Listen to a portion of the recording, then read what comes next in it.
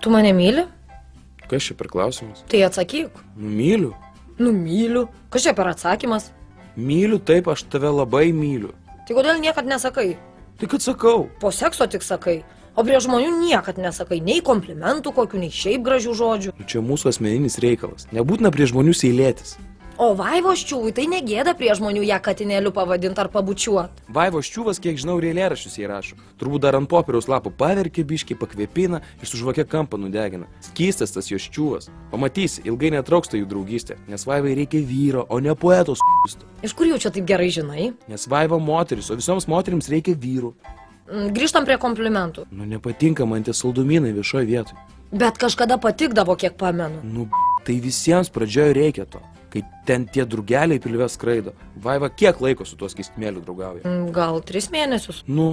O mes jau 3 metus. O kodėl turi kažkas keistis?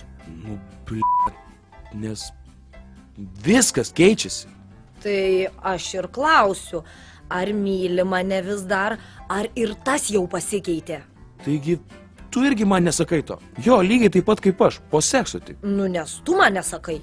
Tada aš tau nesakau, nes tu man nesakai. Gerai, pradėsiu dažniau sakyti. Tai gal ir mylėtis įvairiose vietose vėl reikėtų pradėti. Pievui, lifte, persirengimo kabinai. Katedros aikštėj, kai kašio čempionatą rodo.